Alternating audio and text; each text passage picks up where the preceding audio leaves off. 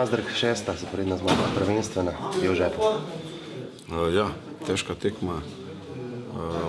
Nasploh prvi polčas mi nismo bili pravi.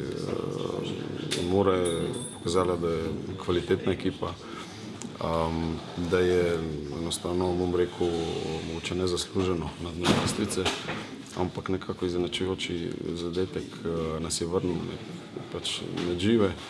Drugi polčas pa moram res pohvaliti igralce, ker enostavno vsaj večji del drugega polčasa so se razleteli po igrišču in mislim, da je zmaga zaslužena. Po zaostanku ste nekako prišli tudi do vodstva, tudi to je neka vrlina dobrega moštva.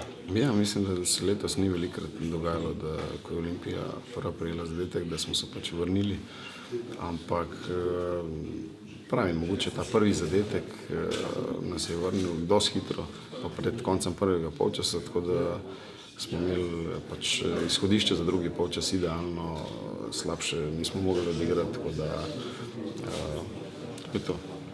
Še ne moramo nekako mimo mladega Zajca, 2 zadetka na debiju v prvi ligi.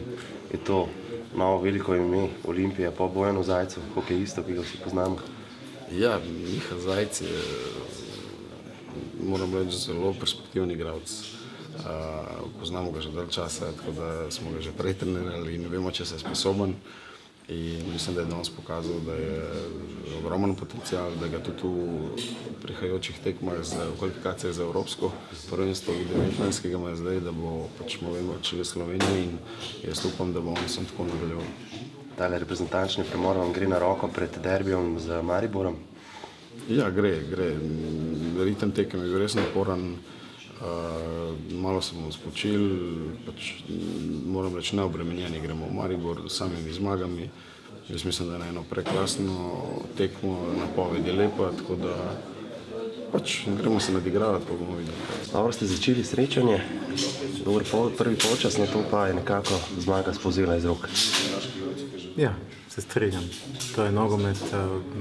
Lahko bi mogoče še večkrat zadeli v prvem polčasu. 2 hitra gola v zadnjih minutah prvega polčasa, potem tako na začetku 2 hitra gola Olimpije. Zelo, bom rekel, drugi predvsem zelo lep, individualna lepa kvaliteta in v tem momentu potem se je začel nek odprt boj in mi smo potegnili kratko. Zakaj je prišlo do tega padca, po vašem mnenju? Mogoče nismo tako dobro psihično pripravljeni na sodniško odločitev. Lahko ste mogoče malce bolj konkretni okoli tega? Ja, če si zelo dobro pripravljen, te nobene odločitev sodniške ne more potem vplivati na tvojo nadaljnjo igro. Jaz sem pa ravno to začutil, da v drugem polčasu je fokus bil nekaj drugega. Sedaj iz takega poraza povleči tudi kaj pozitivnega? Ja, jaz mislim, da pozitivnega bo kar ogromno. Jaz vam tam čestitam na prikazanem. Enim igralcem manj smo si ustvarili tudi še 2 priložnosti za zadetek. To je kvaliteta, prvi polčas zadeli. Bom rekel, po neki malo večji napaki vratarja je Olimpija značila, še predtem smo pa imeli 2-3 zrele priložnosti za zadetek. To je lahko tudi neka vrsta kvalitete, ampak je pa pozitivna slika in od tega lahko gradimo naprej. Kako to pozitivno sliko prenesti na naslednjo tekmo s Celjem? Kot prvo, jaz mislim, da ekipa Celja ni tako močna kot Olimpije in mislim, da nam bo veliko lažje.